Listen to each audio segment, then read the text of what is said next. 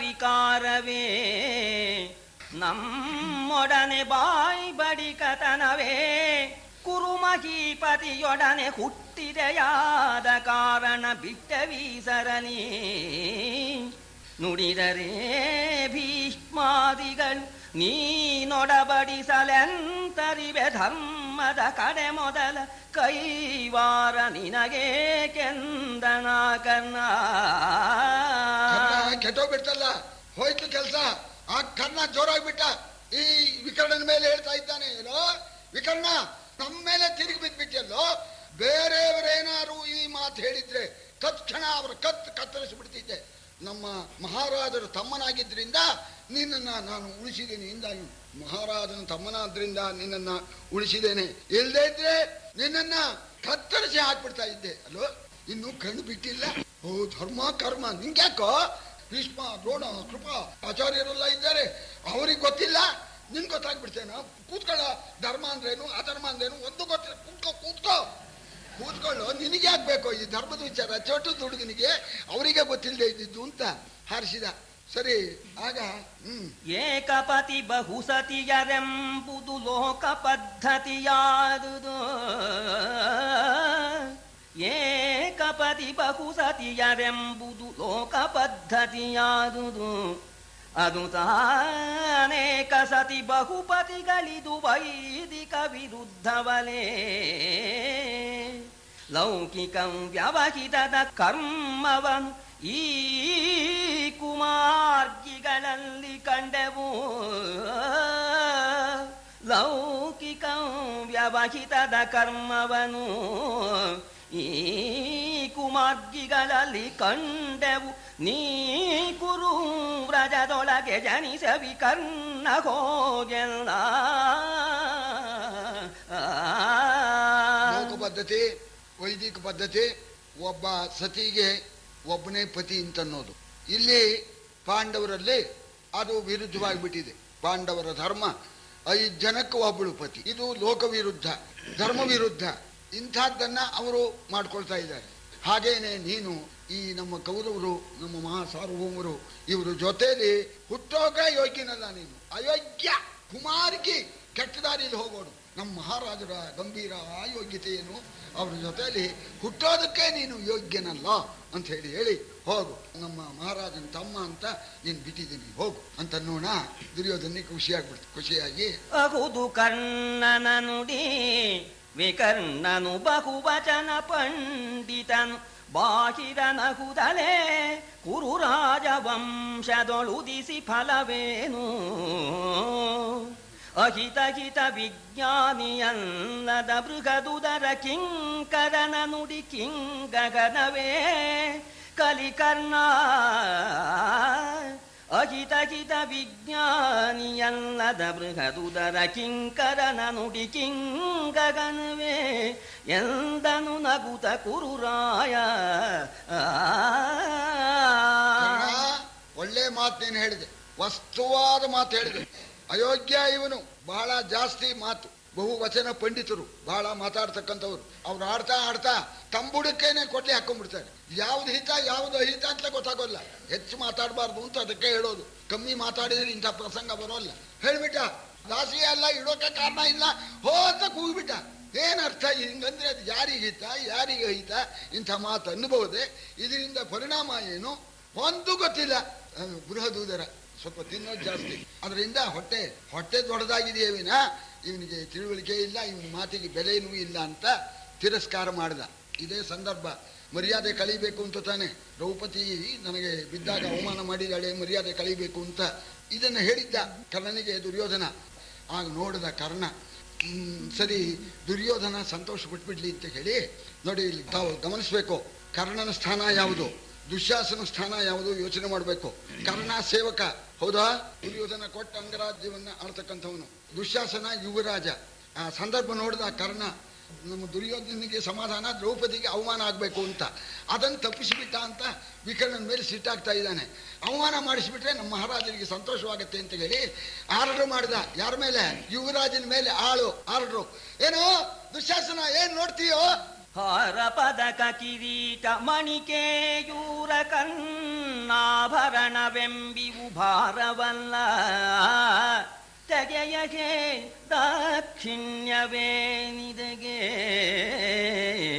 ನಾರಿಗಿ ವಸ್ತ್ರಾಭರಣ ಶೃಂಗಾರವೇಕೆ ನಾರಿಗಿ ವಸ್ತ್ರಾಭರಣ ಶೃಂಗಾರವೇಕೆ ಇನ್ನಿವನು ತೆಗೆ ಕೈವಾರವಿದಗೆ ಕೆಂದು ದುಶ್ಯಾಸನಗೆ ನೇಮಿಸಿದ ದುಶ್ಯಾಸನ ಏನ್ ನೋಡ್ತೀಯ? ನಮ್ಮ ಸೇವಕರು ಕಿರೀಟ ಹಾಕೊಂಡಿದ್ದಾರೆ, ಬಾಹುಬಲಿ ಹಾಕೊಂಡಿದ್ದಾರೆ, ಪೀತಾಂಬರ ಹಾಕೊಂಡಿದ್ದಾರೆ. ಸುಲ್ಕೋ ಎಳ್ಕೋ. ಅವಳು ನಮ್ಮ ದಾಸಿಗೆ ಶೃಂಗಾರ ಆಭರಣ, ದಾಸಿಗೆ ಪಟ್ಟೆ ಸೀರೆ ಶೃಂಗಾರ. ಸುಲಿಯೋ ಏನ್ ನೋಡ್ತೀಯೋ ಅಂತ ಆರ್ಡರ್ ಮಾಡಿದವನು ಯಾರು? ಜವಾನ. ಕೇಳ್ತಕ್ಕವನು ಯಾರು? ದುಶ್ಯಾಸನ. ಹೇಗಿದೆ ನೋಡಿ ವೈಖರಿ. ಆಗಬಹುದು ಅಂತ ನುಗ್ಗಿಬಿಟ್ಟ. ಅವ್ರು ನೋಡಿದ್ರು ಪಾಂಡವರು. ಅವನಾಗಿ ತೆಗೆಯೋದಕ್ಕಿಂತ ನಾವೇನೆ ತೆಗೆದು ಇಟ್ಬಿಡೋಣ ಅಂತ ಮಹನೀಯರಾದ ಪಾಂಡವರು ತೆಗೆದು ಬಿಸುತರು ಹಾರ ಪದಕಾದಿಗಳ ನಿವರೈವರು ತೆಗೆದು ಬಿಸುತರು ಹಾರ ಪದಕಾದಿಗಳ ನಿವರೈವರು ದುಕೂಲವನುಗಿದು ಕಾಯ್ಕಿದರು ಇದ್ದರಿವರೊಂದೊಂದು ವಸ್ತ್ರದಲ್ಲಿ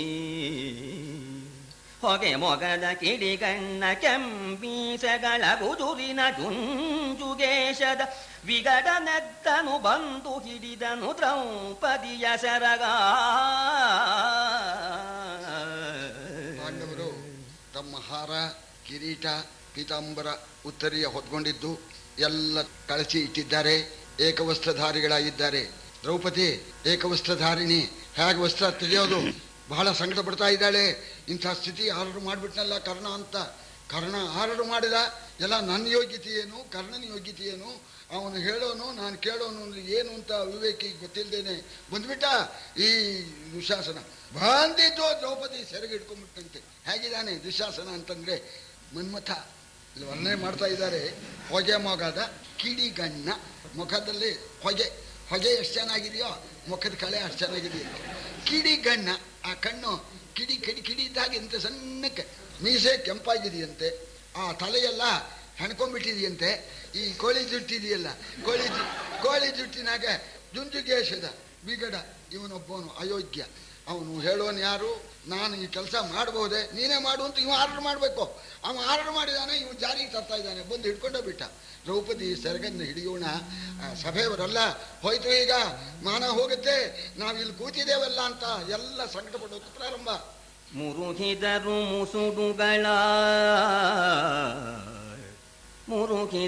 ಮುಸುಡುಗಳ ಮಿಗೆ ನೀರೊರೆವ ಕಂಗಳಲ್ಲಿ ಅಕಟಕಟ ನಿಷ್ಠುರವಿದೇಗೆ ಅಪಕೀರ್ತಿಯೇಕೆ ಅನುಚಿತವಿದೇಗೆನುದ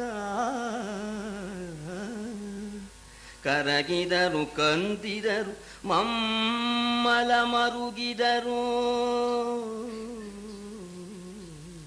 ಕರಗಿದರು ಕಂದಿದರು ಮಮ್ಮಲ ಮರುಗಿದರು ಭೀಷ್ಮಾದಿಗಳು ಜರ್ಜರಿತರಾದರು ತಡೆಯಲಾರದೆ ಖಳನ ದುಷ್ಕೃತವ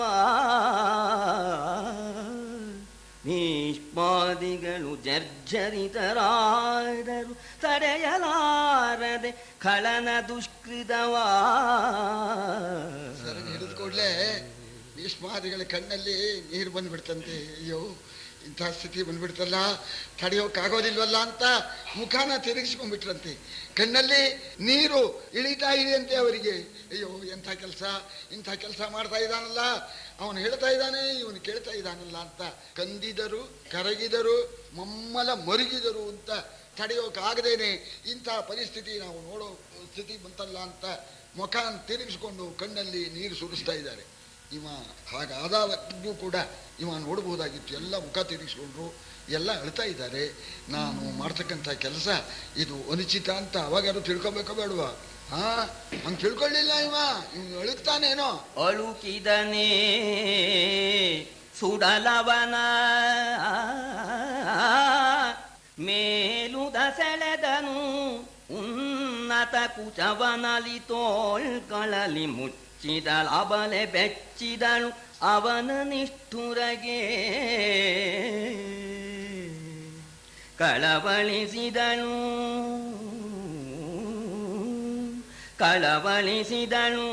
ಬೆರಳಿನಲ್ಲಿ ದೃಗುಜಲವ ಬಿದುರುತ ನೋಡಿದಳು ಬೆರಳಿನಲ್ಲಿ ದೃಗುಜಲವ ಬಿದುರುತ ನೋಡಿದಳು ನೃಪತಿಲಕನನು ಭೀಮಾರ್ಜುನರ ಮಾದ್ರಿ ಕುಮಾರಗರ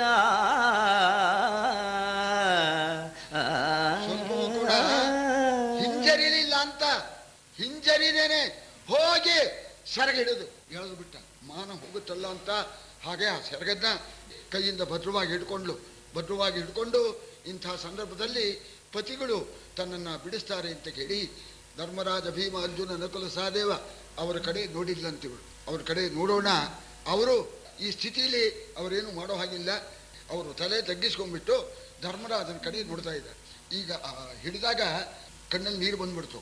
ಕಣ್ಣಲ್ಲಿ ನೀರಿದ್ದಾಗ ಕಣ್ಣು ಕಾಣೋದಿಲ್ಲ.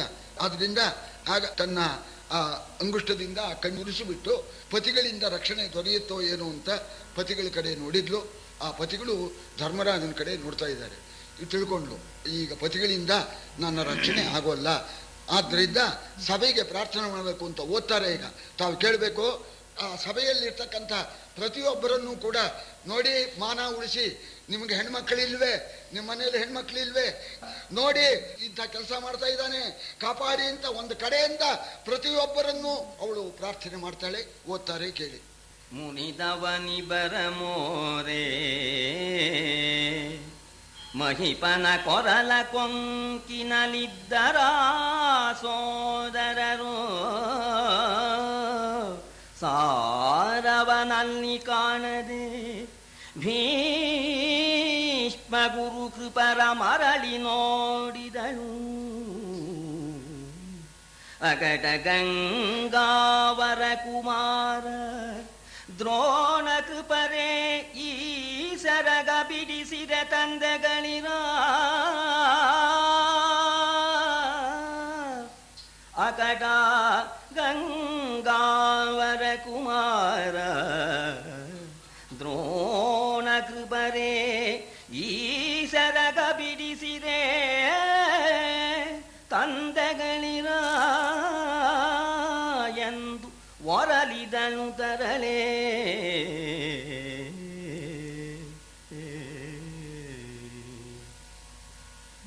ಕ್ರೂರನಿವ ದುಶ್ಯಾಸನನು ಗಾಂಧಾರಿ ಬಿಡಿಸಂಸೆರಗ ಸೊಸೆಯನ್ನಾರು ಹೇಳವು ತಂಗಿಯಲ್ಲ ನಿಮಗೆ ಭಾನುಮತಿ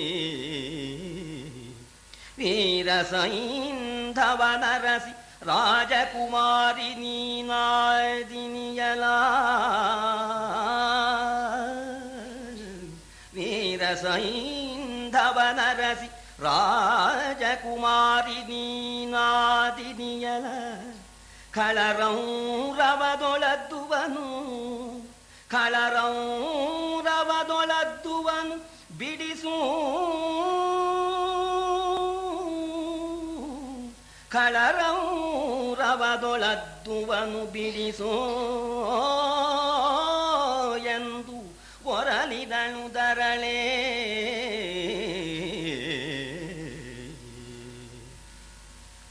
ಎಲೆ ವಿಲಾಸಿನಿಯರಿರ ಭೂಪನ ತಿರುಹಿರಂ ತಾಯಿಗಳಿರ ನೀವಿಂದಲೆ ಪಸಾಯಿತೆಯರಿರ ಸಹೋದರಿಯೆಂದು ಕೌರವನ ತಿಳುಹಿರಂ ನಿಮ್ಮ ಸಹೋದರಿಯೆಂದು ಕೌರವನ ತಿಳುಹಿರಂ ಶರಣಾಗದರ ತಾನುಳುಹಿಕೊಂಬುದು ಧರ್ಮವು ಶರಣಾಗದರ ತಾನುಳುಹಿಕೊಂಬುದು ಧರ್ಮವು ಅಗಡ ಕಲು ಹೃದಯರಂ ನೀವು ಅಗಡ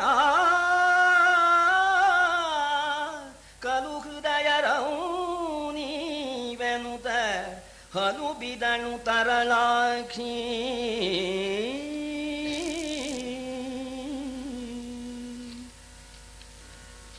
ದಾರುಣಿ ಬದಿಗಳಿರ ರಾಜಕುಮಾರರಿರ ಮಂತ್ರಿಗಳಿರ ಪರಿವಾರಗಿದು ಪಂಥವೇ ವಿಚಾರಿಸಿ ನಿರಪರಾಧಿಯನು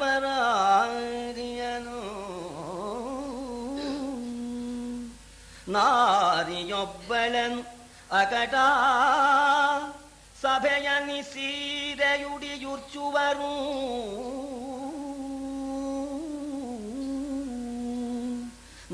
ನಾರಿಯೊಬ್ಬಳನ ಕಟ ಸಭೆಯನಿ ಸೀರೆಯುಡಿಯುರ್ಚುವರು ಕೆಟ್ಟನು ಕಾರಣಿಕರಿಲ್ಲ ಶಿವ ಶಿವ ಶಿವ ಎಂದು ಒರಲಿದಳು ತರಳೆ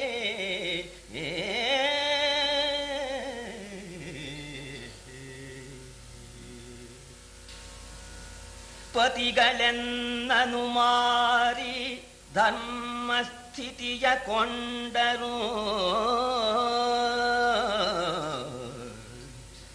ಪತಿಗಳೆನ್ನನು ಮಾರಿ ಧರ್ಮಸ್ಥಿತಿಯ ಕೊಂಡರು ಭೀಷ್ಮ ಮೊದಲಾರತಿರಥರು ಪರಹಿತವಪಿಸುಟರು ವ್ಯರ್ಥ ಭೀತಿಯಲಿ